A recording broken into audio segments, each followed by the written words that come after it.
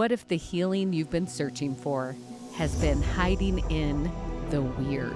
Taking the Weird Out of Woo is a new series that's on a mission to normalize non-traditional therapies and explore healing beyond the mainstream, one episode at a time. Each week, we bring together 3 powerful elements: a skeptic who's open but unsure, an expert who's lived and studied the method, and a real experience that just might change everything. From sound healing to breathwork, energy medicine, and beyond, we're diving into the woo with curiosity, compassion, and a willingness to ask, could this actually help? This isn't just entertainment, it's an invitation to feel, to heal, and to explore what's possible when nothing else has worked. Welcome to Taking the Weird Out of Woo. Let's heal together.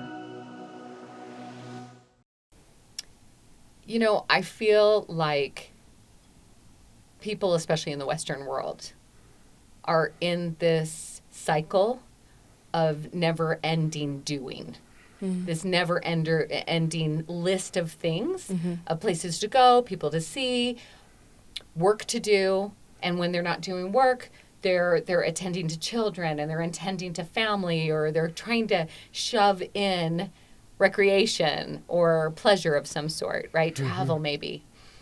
And I'm seeing a vast majority of individuals that are having things like they can't sleep, they can't digest food, they're starting to have things happen within their bodies because of this pressure. And I felt so impressed that one of the first 12 episodes absolutely needed to have sound involved. The power of sound, the power of this incredible modality, whether it's through a voice or through, beautiful bowls. And I knew immediately that the person that I wanted to share this with, this information, was someone who has really brought this awareness on a public level here to the state of Utah, and that is beautiful Katie Jo. Thank you. And Katie Jo, thank you so much for being here on this fun, incredible show that we're creating, Taking the Weird Out of Woo. And sound is starting to be a little less woo. Would you agree? I agree. I think that there's a misperception that it's woo at all. Yeah. Yeah. So you just heard what I said about, our Western world. Would you agree with that? Yes. So Western world is created in a synthetic society.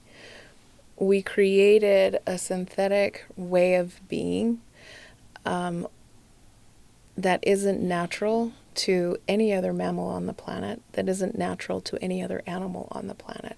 We've created this alternative reality where there's manners and status and social hierarchy, and we don't see that anywhere else in nature.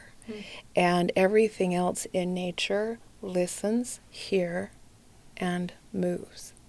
Everything else in nature comes to center and expresses. Humans are the ones that when we're sad we don't cry because it would make us look silly. Humans are the ones that don't sing because it's not on key. Keys that were invented by humans in this synthetic paradigm. Humans are the ones, when we're happy, we don't laugh because it might cause a problem or it might make us look silly. So, yes, and we're trying to adhere to this false reality. So when I see people that are, on this runaway train and they're not sleeping and they're not eating, and synthesized food, all of this stuff, and we're saying, what's wrong with me that I don't fit into society, that this feels hollow, that something inside of me is saying this doesn't hit ground, like I'm not grounded, I'm not rooted. Why do I feel like I'm going through the motions? If you're in religion, I'm checking all of the boxes, I'm doing all of the things. Why is something churning inside of me that's never at peace? And then if you look at, for example, a jaguar, it eats when it wants to eat.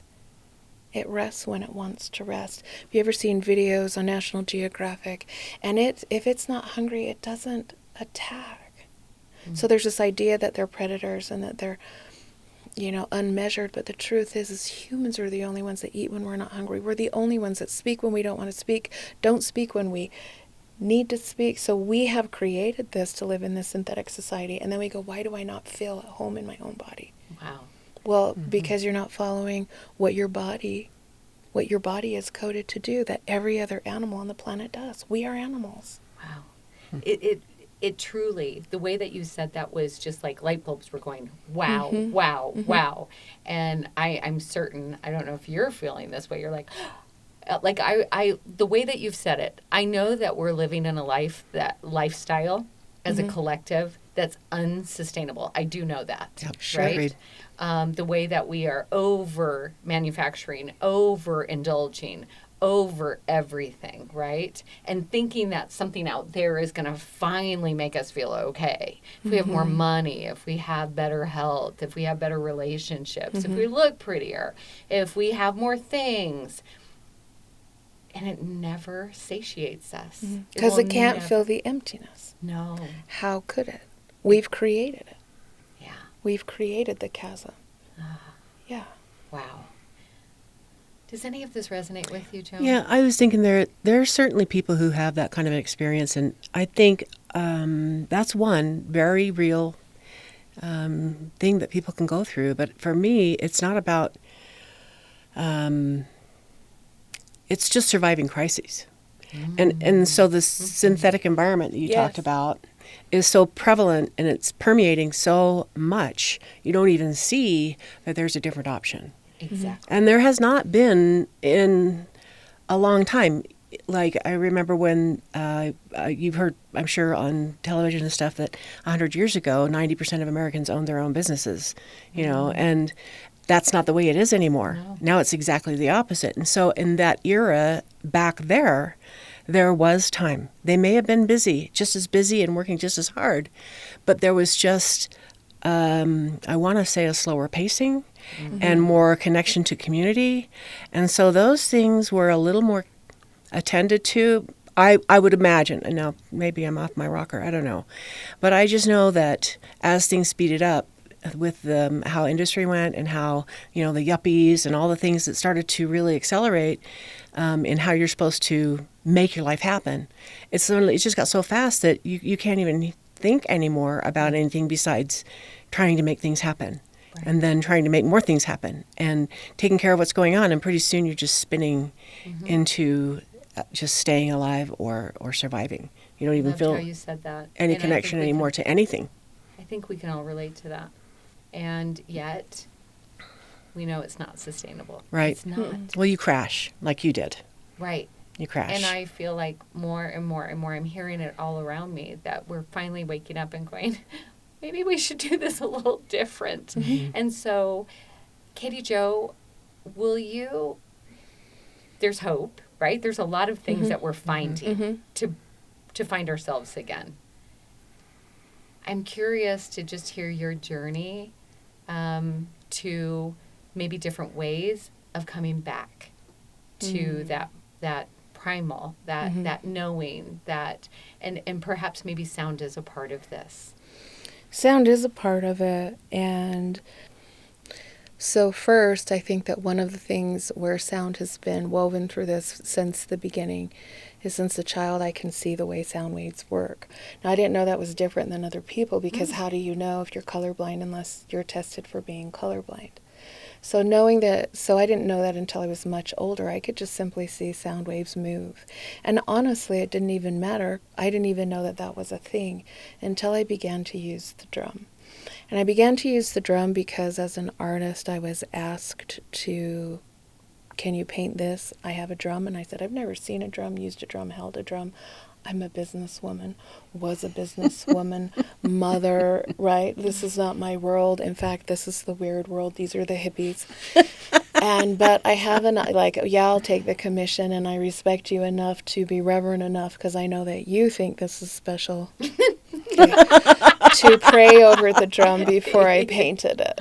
So I prayed over the drum, and as I would paint the drum, I just would have these deep pulses of just awareness of, first of all, the life that was given by the animal, And I noticed that a deer drum felt very different than an elk, very different than a bear or a bull or a bison.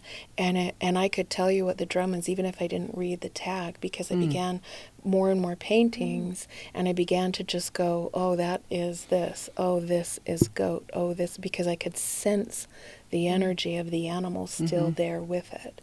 Now, of course, I've studied and trained some esoteric and indigenous spirituality sense, but everything that I've learned is from experience. It's not from seeking outside of myself. In fact, in a very real sense, it came to me.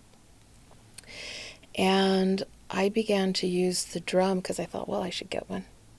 I'm getting all these paintings. I should get my own. I'm kind of getting known to be the drum painting girl. So I purchased my own.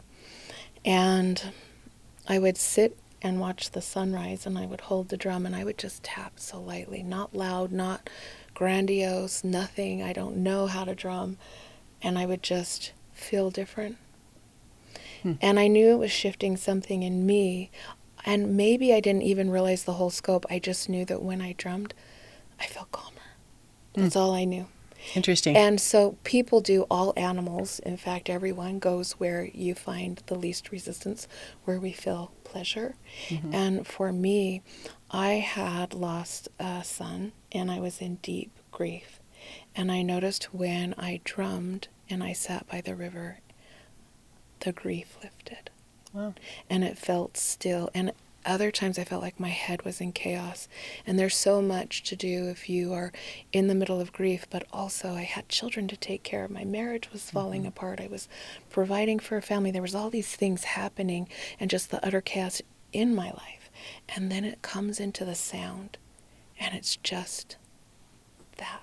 Ba-boom, ba-boom. I think it's really ba-boom. interesting that you're talking about that type of sound, because most people, when they think of sound, they think of musical or, you know, a voice sound, instrument with a voiced sound.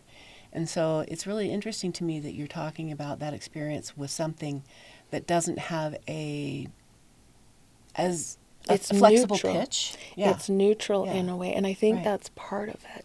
Because when you look at sound healing tools as we have here in the room versus musical, and musical are also, but they are outside the normal neural pathways, because now it's been 15 years of studying this, working at cancer retreats, them having results, working at hospitals and having people, you know, so I've studied this in depth. I actually have over here a photo that shows cancer cells before and after exposed to the gong. I have my sound healing manual that shows what sound waves look like and how organic nature is shaped like sound waves. So there's so much science now that says sound. But one of the most important things, music is wonderful, but the brain creates neural pathways that are expected. So in the scale that we are in the Western world, which is a little different than globally, our brain knows to anticipate the next note. Because we're used to the scale. We've heard it our entire life. We're used to the eighth, the third, the double. We're used to those patterns too. Music has been proven and shown, in Harvard's done a study. There's so many studies that are showing how valuable music is, especially classical especially. But when we use tones that the body and the brain goes, this is new. I can't anticipate the answer to the question, if you will. Then it causes neural pathways in the brain that are not connecting, that are just dormant. They're always there, but why would we work if we don't need to? Go, what the heck's going on? Where's this going? You have to grow. And so to find out. It causes the brain to work more effectively. And when the brain is working more effectively, the brain goes, hey, that knee hurts. Let me give you some pain management chemicals. Hey, you're really, really stressed. Let me release some, melatonin or serotonin or oxytocin, all these chemicals that you need. Because when the brain is actively working more, it recognizes what the body needs. And while I have instruments here we may or may not use or get to, it irrelevant right now. Every single one of us, almost everyone on the planet, is built with sound called voice. And we shut it down because we don't hit the keys on this imaginary scale that was created by humans to conform. When the first singer sang, the nightingale sings, the frog sings, all of these animals sing to move energy. Right. And to calm their nervous system. And we shut that down in ourselves. Or communicate. Yeah, and it's not just, singing, sing if you want to sing. How many of us don't say what we want to say when we want to say it? So that's part of sound. Well, it's really interesting to hear you talking about it. I remember when I was in my 20s and music therapy was just becoming a thing. And it was very woo-woo Oh, yeah. back then. I don't want to tell you how far back. Yes.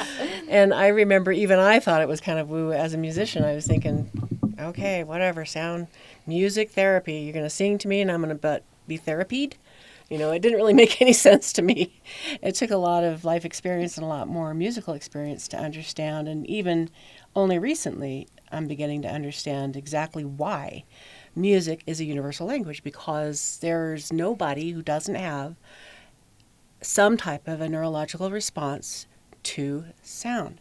Exactly. And it's like whatever you are attuned to, or whatever your DNA, or whatever your frequency that feels the best for you, is what you probably need a lot more of. Because even if it's not, I've always wondered, how could people get connected to punk rock or I'm trying to think of some other ones like rage rock or country. Some of those things. Oh, country. I love country. But I love all music, even rage rock. And I just kind of felt like it has such a powerful reflection of the energy they are experiencing at that time. So the energy that young people felt when they came back from World War II. Oh, yeah. And all of the new things that were available to them and all the grief that they were processing and all of they had to have something shift to bring them up. And that's when there was such a huge change in what people found enjoyable to listen to. And that's when jazz started becoming a lot stronger part of, our community and our culture, because it needed to shift to something. It needed to raise to the level of our human understanding or our human experience. And so as I experience it in this age or this point of my life, there's not a favorite music that I have. I tune myself into whatever that to what I'm feeling is that I need to have today for whatever reason, for whatever I need to get accomplished or whatever I need to not get accomplished. But it's and also having seen a lot of the scientific stuff that you talk about, how powerful musical vibration is and how it'll change patterns on a drum head with the layer of sand blows my mind. And all of the things that it infiltrates, it's just so much richer than anybody really could understand. I feel like the age of the last 10 years, maybe 15 years, is when all of this is starting to become a lot more prevalent, a lot more scientifically studied, etc. Yeah. And so the ways of using it now, I don't think it's as woo-woo as maybe it is perceived, except that people are not comfortable with the variety of those sources. And so, I love what you're saying, everything that you're saying. And it's so valid and so real and so true. And what you're talking about when you say the sand on the drum head, that's actually on a tonoscope in the scope. And the science is called cymatics. And it's after this Greek word that means sound creates. And in fact, I want to show you, so I hang on to this. Of course, it's a Greek word. Of course, the Greeks were so smart. I think they invented. This is actually my sound healing manual that we recognize today. But this is what you're sharing with. So this image here is on the tonoscope. Can you show it to the camera? And this, so right here. And this is the Sri Yantra, which is a multi-thousand-year-old mandala. Beautiful. Now this mandala means Om. That's what it means. When you chant Om, this is the shape that sound wave makes. That's pretty interesting. So the value of this study is showing that sound actually takes energy and moves it into form. It organizes So matter. it organizes it into the shapes of the most diamond. And so here you see like animals in nature. But this is where it becomes really interesting. And this is done by a college. This is a water molecule with second harmonic third. You know all these words. Not everybody in sign healing studies harmonics. They study solfeggio, but they don't pay attention to harmonics, which is key to musical therapy. So what this shows is that the water droplet actually, with the 8th harmonic, makes 8 pinnacles or pinnacles. The third makes 3. Now we are water. Right. So when we are playing these harmonics, the water in our body is shaping to the sacred geometric patterns, and these patterns are shown to mimic what a healthy DNA strand is. Perfect. So it's helping us So with our health. we have and it's so helping us with balance, and it's helping us with literally shifting back into a state of well-being. And this is all just through psychoacoustics, if you will. So psychoacoustics is working in the brain, but then vibroacoustics is also working in the body. So there's two. So for example, I want to show you, if you'll take this, and I hit it just like this, and take that, can't hear it, place it right here and press. Go for it. And if you're not sure how to hit it, press it right into the thorax. The thorax? Yeah, can you feel that? Sternum? Mm-hmm. Yeah. And that's an immediate body reset and an immediate vibration that moves from the vagus nerve to calm Cool. the nervous system. Do you want to Can you hear that? Yeah, you can hear the hum. You can't even hear it really unless you put it by your ears. So we'll work on this on bilateral. We'll work on this through all the meridian systems. That is amazing. Which it. meridian Cool. systems, for those who aren't familiar with what those words are, it's the acupuncture points. It's how the energy travels through the body. Right. It's like the Yeah. you could think of the blood system or the circulatory system, except this is an energetic. And well, Template. it's energetic, but it's very physical. Right. Because in this moment, we're surrounded by cameras, we're surrounded by mics. But if we were to really be quiet, we would hear the air conditioning. If we were really silent, we might even hear the fridge running in the break room. And until modern day, so you were mentioning 100 years ago-ish, right? Yeah. Until modern day, until roughly the industrial age, every sound the human body was exposed to was organic nature. Bird calls, all of these things that we are naturally inundated with. Now, we are always inundated with frequencies that are not organic to the human body, not organic to nature. And when I say organic, it's the mathematics of the sound. Right. So whether or not you ever, like if you were a raw vegan and only ate organic food and you're like, this is what I'm doing and I'm going to live off grid everything, it's almost impossible in modern day to not get out of tune, because we are being inundated with frequencies and sounds that aren't even audible to the human ear all day, True. every day, no matter where you are if you live in Western world. Right. So when we bring in these tools that Well, are any developed nation. I mean, you couldn't say just Yes. Western world. Any Yes. developed nation. Good point. That's a great clarification. So when we use these tools that are now calibrated to specific harmonics that the mathematics match, the mathematics of Fibonacci, which is the human growth, all organic nature grows in this pattern. It's a mathematical sequence. Right. So these sound waves are calibrated to that, and you place that on your body as you just did. You're resetting your body to what it was. Or what To it what it, wants. yeah, to what is healthy and natural for it. And it's not that anybody's done anything wrong. Right. In fact, I don't want to give up my car. Most of us don't. I'm grateful for the technology that we're surrounded. I just flew in from Miami. Thank you for airplanes. Yeah. You know, were we inundated by that airplane engine? Was the sound absolutely affecting all of us? Sure.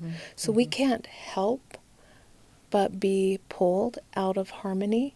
Our Right. body is shifting all of the time. So it's a simple, easy reset to just align the harmonics of your body. And you don't have to use the tuning forks and the bowls. You can hum. So I'm interested because you are in this phase of life where you're having massive shifts, massive transformations, or transitions, I should say, massive transitions. Right. And so here you are going with your vast knowledge about sound, vast knowledge about music, why it matters. We don't have to convince you that it matters. We don't have to convince you that music really is healing and sound is healing. Right. But what I'm interested in is finding out the areas of your life that seem to be stuck. Right. Perhaps some of the things that you're like, wow, I continue to see myself spinning or doing this, and I'm interested in shifting and feeling more of this. Well, my story's not that much different, I don't think, than a lot of people's, and actually much like yours.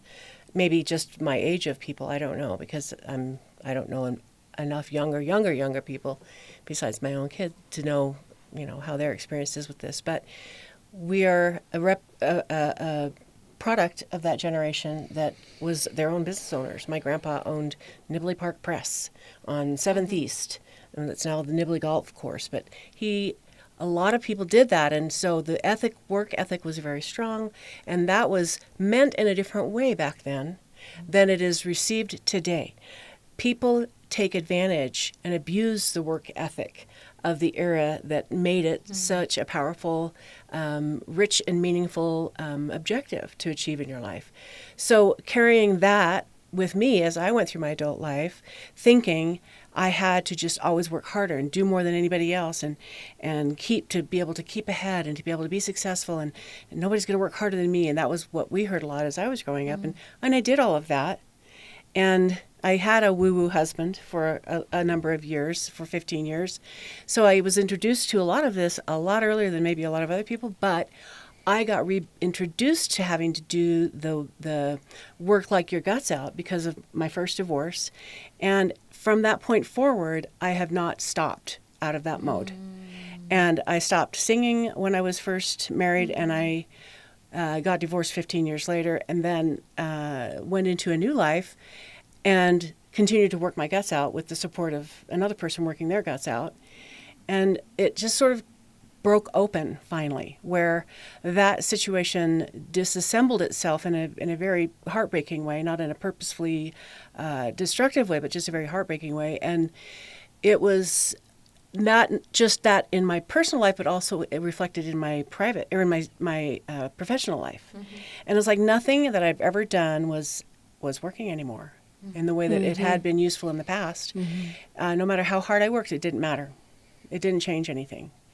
And so I just was taught, the universe just sort of picked me up by the back of my belt and said, no, we're going to go over here now, and then learn this lesson, and then we're going to go over here now and learn this lesson. And so as those things have presented themselves to me, contemplating a radical change of career, contemplating not having the future I ever hoped to have with a partner, etc., I have had to, I think that has been purposeful in that I feel like God is saying to me, enough with what you thought it was all supposed to be about.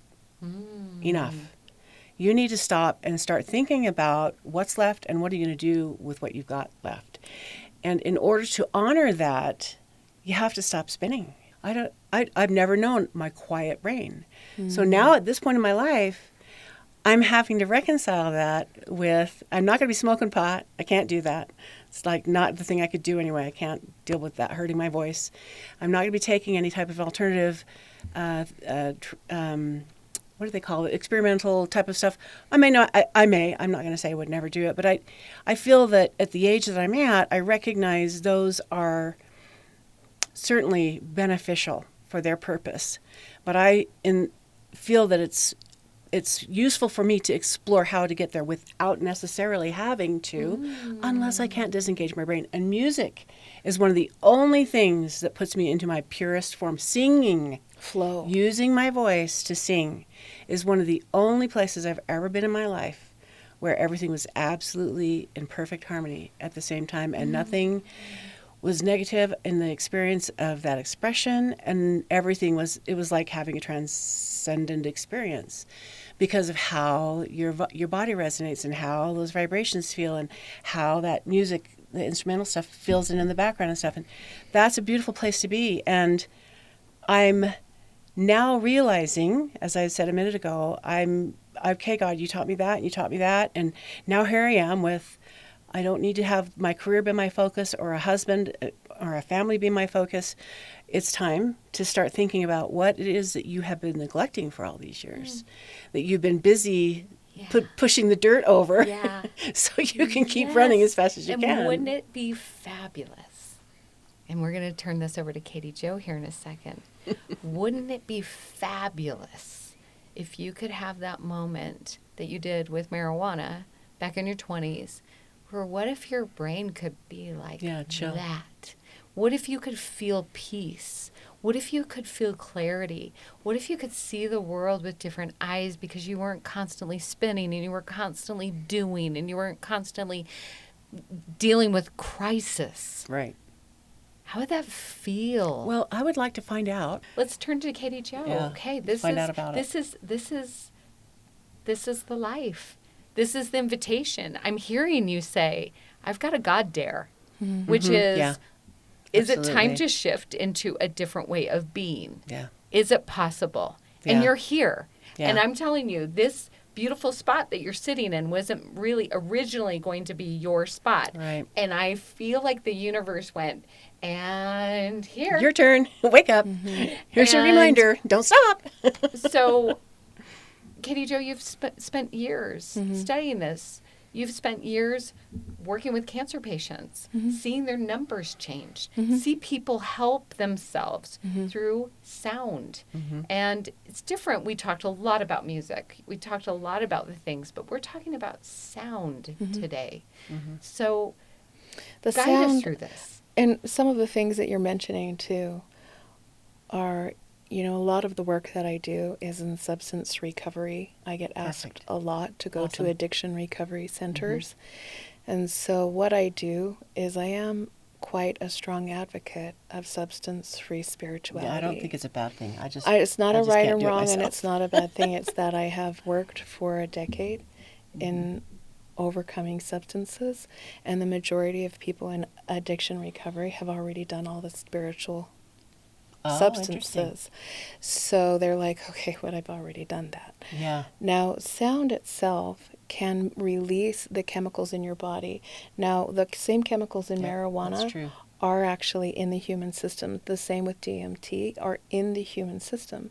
So using sound for shamanic journeying, for creating visions, for calming the nervous system, for everything that you've mentioned can be done, and I teach that.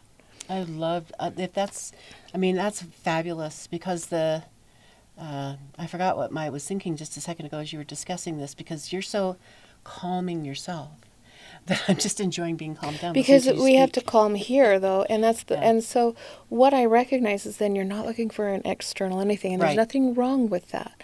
But at some point, you want to know that I have the capacity and the power to create this internally, no matter where I am.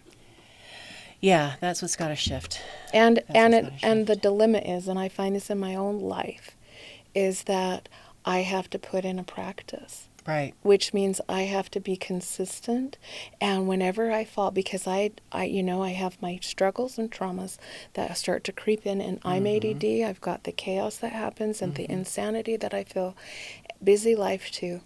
And I'll find that when I'm really off, I'm like, but Katie, have you been doing the practice? Have you been sitting and working with the tools, or doing the humming, or doing whatever it is that you know how to do? And you're already using music. You're using that as a tool. And I'm starting to use it again. I think what the image of me just like spinning constantly and in survival mode has been so prevalent in the last couple of years. Like probably a little longer than that. I haven't even been able to stop and think. Like, I hear myself talking so fast, and I realize, then we come to this calm energy that you have within you, and I realize it's just another reminder that there's a lot of things I'm going to have to start shifting and being willing and not being distracted or resistive of, which specifically, whether it's a practice of kind of work that you're doing. That would maybe one of a number of other things. But I've not had space. I've not had patience. I've not had You a haven't sense of had ability safety. to this point. Yes, Because exactly right. I was a single mom for a long time.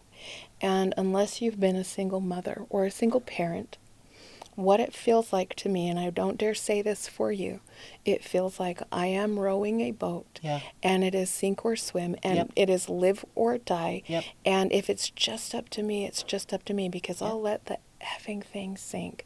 But my kids are in the back, Right. and this bull's got holes, and nobody's rowing but me. I think that's very relatable. And so when for a lot of people. when you're saying there's the spinning, because I can hear as you're speaking, because I can hear your alto in there, and I can hear your calmness, and I can hear right here, like I can hear the alto here, and I can hear the soprano that comes in. I can hear that just in your normal way of speaking. So you have that, and I think that you have that belly voice that not a lot of people can get to. And I've never heard you sing, but even in your vocal here I can feel it, and that's moving energy. However, I would say give yourself grace. You haven't been safe. You haven't been in an environment that you could say, I can be safe. I can calm down. I can just relax for I now can and not relax. worry about. Somebody else is going to handle that. Somebody else is going to go grocery shopping. Somebody else is going to make sure the bills are paid and my kids get to all of the things they need to be driven to. No, and so I think that's part of the modern woman dilemma. Yeah. Because when we sit gotta here, kill that modern and woman. as we've talked about the 100 years ago, and the work ethic, Yeah. they didn't have TV. They Right. didn't have social media, and they Right. didn't have this pyramid that everyone's climbing, where it's like looking on social media and saying, oh, shoot, thought I was happy with my life, but I should be having that. I should have that. I should be traveling. I should do How this. come I can't have that house? How come I can't? That body, that I need this. to work a little harder. So all of that's coming in. Disrespect yourself. But humans are inherently herd animals. And we separated ourselves into cookie cutter homes where women weren't living in communities, where men weren't getting together after work. After dinner, men No would such come thing as home. neighborhood. Yeah, and women always worked. They actually always were working. They usually were working a business at home, and their spouse was working out, or they were doing it together. It was a luxury. The elite had women that didn't work. Yeah. It's this idea that a woman shouldn't, but the woman in the career place, and by the way, I think anyone should do what they feel called to do. I'm a woman in the career place. If you want to be at home, or if you want to be whatever, but I'm simply stating that the society that we've created, we aren't helping one another. After work, the people would come home, the family would gather together, and they'd walk out in the neighborhood. Right. They would talk Sit to on the their porch. neighbors. Neighbors knew each other. Yeah. Yeah. And I'm not saying that was a better time. It And I'm was a not- better time.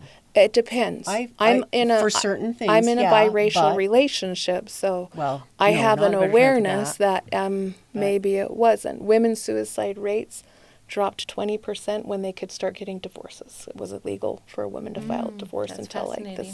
60s.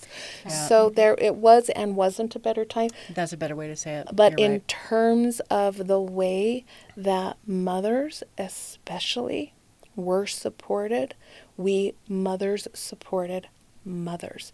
And it was, I know this is about sound, it wasn't ever really about this partner. They might have brought in a paycheck, but the way women used to support each other and rally disappeared when women started to have to be breadwinners too. So when we say that we're in this constant fight or flight, which is everything you're describing, I would say it is not your fault.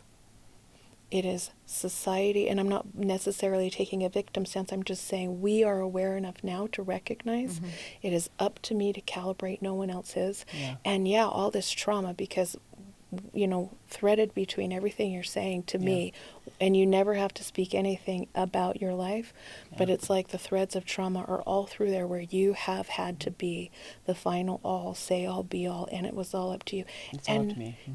And I often feel, and this is what I've said at many of my events, I feel like I can do anything. I can endure any trauma when it comes to me. I can make it through. I can work that 15-hour day. I feel like you've said some of that too. But what happens is we also see the people we love the very most in this world, which is those innocent children that we've brought here. When I see them suffer, because that's the hardest thing I've ever done in my life, is witness my children suffer. Yeah, that's And for that's sure. why, I got to load more on the wagon, I'll pull, load more on the wagon, I'll pull. And we can do it for ourselves, even though it's not the healthiest. Yeah. Yeah. So we see it. We see that we're in this loop and we're ready to get out. I think many of us are saying there's no other option before. Sound is one of those ways that we can go into it. So as we're going into this experience, Sure. I would love for you to talk to Joan. We know what her life is. We know her desires. We know that she's getting this dare to do it differently, to go and start to explore what Joan needs, how Joan can feel safe, how Joan can feel more joy, more expansion, more expression, instead of constantly just living in fight and flight. Work, home, work, home, Work, home. So now, tell her about the experience that you're going to have today. But I also want you, once you finish that, perhaps explaining how sound outside of, we're going to have an incredible sound experience. And I'm going to let you describe it. But then afterwards, how this practice, because you mentioned it's a practice. It is. It's a practice. This isn't a one and done. It's not a quick fix. It's not a take the pill and it goes away, right? Yeah, I know. I was just thinking the same thing. Damn it. Yeah. Could you feel really good after today? I think we're gonna find out because we're gonna have a discussion with you afterwards how you feel. But guide us into this experience, and then we're gonna go get the experience. So sound bath, one-on-one sound treatment, these things are really just the application of sound. And like the ancient bowls that I have next to you, both of these are over, I believe, 500 years old. Wow. So I focus and primarily work with antique bowls. However, singing bowls, sound bowls, many different instruments are used with the harmonics of the body. For the sound bath, we are literally going to be in water, where usually if you hear that, because I've had a lot of people go, what is that? Usually a sound bath means you lie on a yoga mat in a yoga studio or something like that. People play music and sound, and then you just rest. So usually that's what this means. What I have started to become known for is, for a long time we did sound baths in this pool.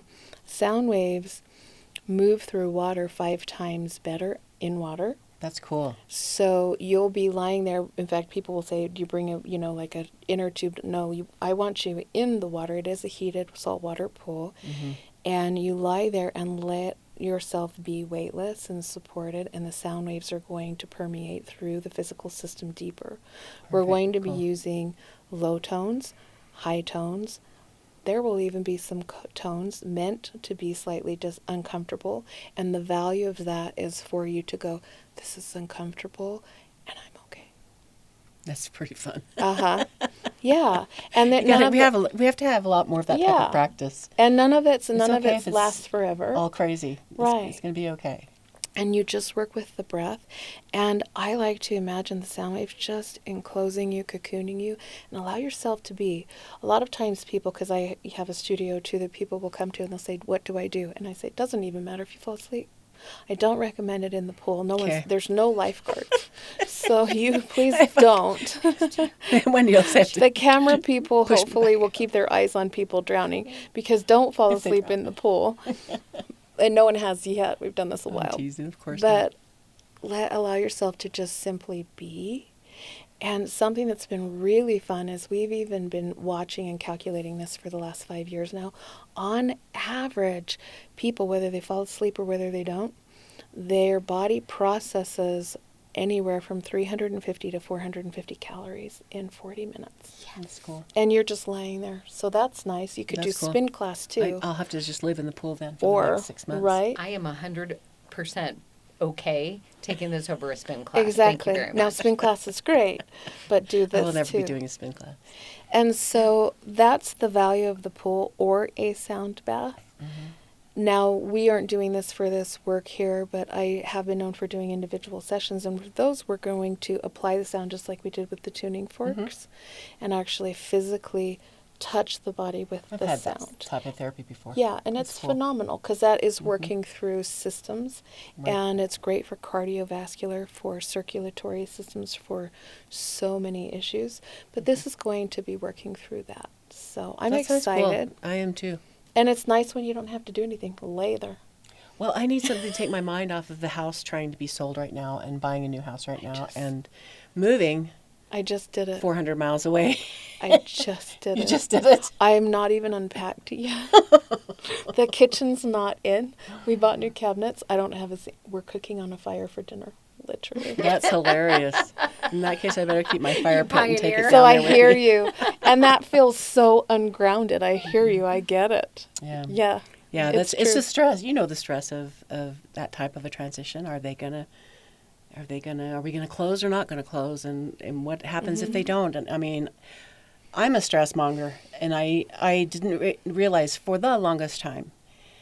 And you say you have ADHD or ADD. ADD. I as well do, and I didn't know until I was 54. And now I've learned over time that that's the unreliability in me that people used to talk about, that I didn't even understand what was going on. And that's the fight or flight. That's, I don't know if I'll ever find a safe space. Will but you? it will be great to see if there's something I can find that would be, I can return to for that. Well, ADD is an interesting thing. The reason ADD is an interesting thing, because in so many ways it's your superpower. Oh, yeah. Because the superpower is, oh my gosh, I'm calibrating everything You're in the room invincible. at right now. Yeah. But the not superpower is my brain is processing everything right now, so it raises those cortisol levels Oh, in yeah. your body. But it's like if you go into this room and there's a little 5-year-old with a whip, and I have a 5-year-old, and they're just all over the place. That's just not safe. That's how my brain feels most of the time. But when you can focus your natural nuances and superpower, which you have, and you learn to harness that, man, you're Indiana Jones. So that's where you take that, whoosh, the brain patterns, and you're like, I bet you nobody can execute like you. I bet you that people are put on projects at work, and you're like, why is this taking so long? I will do it. And it's done like this. I just don't bother asking it. Right, because when we are in that ADD, we have the ability to hyper-focus when we need to, and when we can get centered, and it's amazing what we can get done. Well, the disengagement is really critical too, and that's what I'm hoping that I'll be able to experience today. I do need to find something.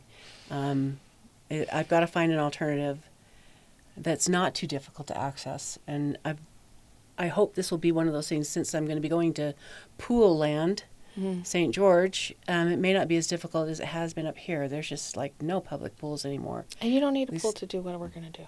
Well, that may be the case, but the whole value for me having this experimental experience, this woo experience, is to just find other ways that may give me alternatives, for addressing. And I've done a lot of alternative healing things in my history. My first husband's mother, they did a lot of energy work, and I've had a lot of cranial sacral work, and I've had a lot of intuitive workers working to help me process through a lot of things. Most effective therapy in the universe. I don't talk therapy ever anymore. So I understand the principles, and I understand the energetics and the realness of it. And it's been so long since I've allowed myself to partake of that. And it's hard to find people, honestly. It's hard to find people. Yeah. And not that- everyone's a safe person to go to. Yeah, agreed. And So- the circle, since I moved out of my ex-husband's circle, those people have been harder for me to find. But I know that value of that, and I'm looking forward to it, because I feel more important than anything, whether people are perceiving me as being a woo-woo or not, I don't really care. It's just, we have been tricked for a long time about what it's supposed to be, at least I can say that for me, and what it's necessary to be able to be the way we prefer, the changes you're making in your life, and what I would like to shift in my own, the overfocus. I need to find a way to get back to that space. Let's do it. Let's do it. How about we have this experience? You've gotten some beautiful information about what the power is, how it works, what we're doing. So let's go have the experience. Let's do it. All right, you ready? Yes, excited. Wonderful. Cool.